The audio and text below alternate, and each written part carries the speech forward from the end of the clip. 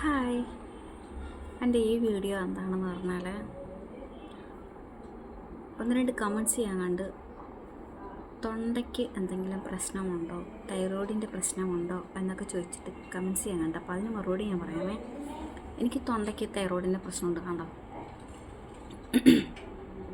തൊണ്ടയ്ക്ക് തൈറോയിഡിൻ്റെ പ്രശ്നമുണ്ട്. അപ്പോൾ അതിന് ഞാൻ നേരത്തെ ടാബ്ലറ്റൊക്കെ കഴിക്കുന്നുണ്ടായിരുന്നു. എല്ലാ മാസവും ഡോക്ടറെ കാണാൻ പോവുകയും ഡോക്ടറെ നിർദ്ദേശപ്രകാരം സ്കാൻ ചെയ്യുക, അങ്ങനെയൊക്കെ ഓരോ സംഭവങ്ങളും ചെയ്തുകൊണ്ട് കൃത്യമായിട്ട് പോയിക്കൊണ്ടിരുന്ന സമയമായിരുന്നു. അപ്പം അങ്ങനെ ഇരുന്നപ്പോഴാണ് എൻ്റെ ലൈഫിൽ പ്രതീക്ഷിക്കാത്തൊരു മാറ്റം സംഭവിച്ചത്. അപ്പോൾ അത് മാനസികമായിട്ട് ശാരീരികമായിട്ട് എന്നെ ഒരുപാട് തളർത്തിയത് കാരണം എനിക്ക് പിന്നെ ഡോക്ടറെ അടുത്ത് പോകാനൊന്നും തോന്നിയിട്ടൊന്നുമില്ല. പിന്നെ ഇതുവരെയൊക്കെ ഞാൻ പോയിട്ടില്ല. ഇപ്പോൾ ഏകദേശം 10 വർഷമാകുന്നു ഞാൻ ഡോക്ടറെ ഈ ഒരു ആവശ്യത്തിനായിട്ട് കണ്ടിട്ടോ ചികിത്സ നടത്തിയിട്ടോ ടാബ്ലറ്റ് കഴിച്ചിട്ടോ ഒക്കെ. എല്ലാവർക്കും അറിയാമല്ലോ, തൈറോയിഡിൻ്റെ മരുന്ന് കഴിക്കുന്നവർക്കറിയാം രാവിലെ പുറം വെയിറ്റ് കഴിക്കേണ്ട മരുന്നുകൾ ഡോസ് അനുസരിച്ചിടത്തവർക്ക് അത് കഴിക്കുന്നത്. അപ്പോൾ എനിക്ക് അങ്ങനെ ഒരു പ്രശ്നം എൻ്റെ തൊണ്ടയ്ക്കുണ്ട്. കണ്ടോ, അതാണ്. അപ്പോൾ എനിക്ക് സൗണ്ട് ചേഞ്ച് ആവും. ഇടയ്ക്ക് വേറെ സൗണ്ടാകും, ഇടയ്ക്ക് പരുക്ക സൗണ്ടാകും, അങ്ങനെ സൗണ്ടൊക്കെ ചേഞ്ച് ആവാറുണ്ട്. അത് ഈ തൈറോയിഡിൻ്റെ പ്രശ്നമാണ്. അതുകൊണ്ട് ഞാൻ ഫുഡ് ക്രമീകരിക്കുന്നുണ്ട്. ഫുഡൊക്കെ കുറച്ചൊക്കെ കഴിക്കാറുള്ളൂ.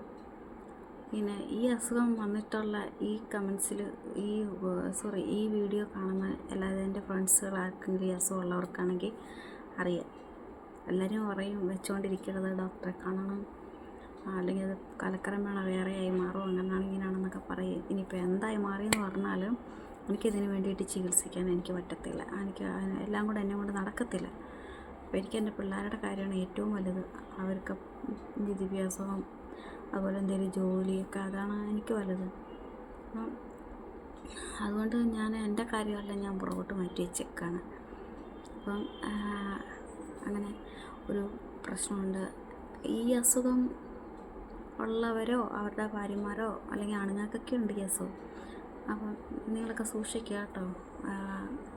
കാരണം കൂടാണ്ട് സൂക്ഷിക്കുക. പിന്നെ ഏറ്റവും കൂടുതൽ നമുക്ക് ദേഷ്യം എളുപ്പം വരും ഈ അസുഖത്തിന്, അല്ലയോ? ഈ അസുഖം ഉള്ളവർക്കൊക്കെ മനസ്സിലാവും. ആരെങ്കിലും എന്തെങ്കിലും പറഞ്ഞാൽ എളുപ്പം നമുക്ക് ദേഷ്യം വരും, അതുപോലെ തന്നെ എളുപ്പം സങ്കടവും വരും. ഈ അസുഖത്തിൻ്റെ ഒരു പ്രത്യേകതയാണ്. ചില സമയം നമുക്ക് തന്നെ തോന്നും മെൻ്റലി എന്തെങ്കിലും പ്രശ്നമുണ്ടോയെന്ന്. അത്ര തന്നെ നമ്മൾ വയലൻ്റ് ആയിപ്പോകും. പിന്നെ നമ്മളിരുന്ന് ആലോചിക്കും നമ്മളെന്തിനാണ് അത്രയും ദേഷ്യപ്പെട്ട്, അവരതിന് മാത്രം എന്ത് പറഞ്ഞു, അങ്ങനെയൊക്കെ നമുക്ക് തോന്നാറുണ്ട്. അത് ഈ അസുഖത്തിൻ്റെ ഒരു പ്രത്യേകതയാണ്. നിങ്ങളുടെയൊക്കെ വീട്ടിൽ ഭാര്യമാർക്കോ മക്കൾക്കോ ഒക്കെ അമിതമായിട്ട് ദേഷ്യം വരികയോ അമിതമായിട്ടൊരു സങ്കടപ്പെടുകയൊക്കെ ചെയ്യുകയാണെങ്കിൽ നിങ്ങളൊന്ന് ടെസ്റ്റ് ചെയ്തേക്കണം കേട്ടോ. തൈറോയ്ഡ് ഒന്ന് ടെസ്റ്റ് ചെയ്തേക്കണം. കാരണം അത് വലിയൊരു ആപത്താണ് ഈ തൈറോയ്ഡ് എന്ന് പറയുന്നത്. ഇത് ക്യാൻസറായി മാറാം, മറ്റു പല പ്രശ്നങ്ങളും ആകാം. അപ്പം അതുകൊണ്ട് പിന്നെ ദേഷ്യപ്പെടുന്നവരെയൊക്കെ നമുക്ക് ദേഷ്യം വരുന്നു എന്ന് പറഞ്ഞിട്ട് നമ്മൾ അവരോടൊക്കെ ദേഷ്യപ്പെടുന്നതിൻ്റെയൊക്കെ ഡബിളായിട്ട് അവരോടൊന്ന് ദേഷ്യപ്പെടാനൊന്നും നിൽക്കാതിരിക്കുക. അവർ പതിവില്ലാതെ ദേഷ്യപ്പെടുമ്പോൾ നമ്മൾ ശ്രദ്ധിക്കുക. അത് പല പ്രാവശ്യം ആകുമ്പോൾ നമ്മളൊരു ഡോക്ടറെ സമീപിക്കുക, കേട്ടല്ലോ.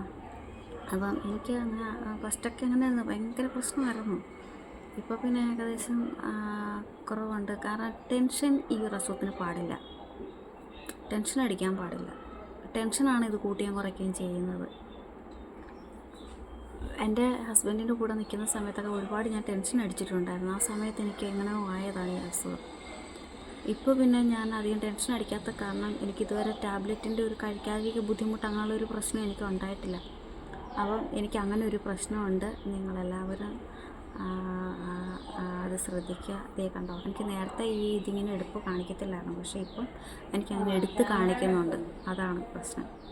അപ്പോൾ എല്ലാവരും സൂക്ഷിക്കുക. Okay, bye, see U.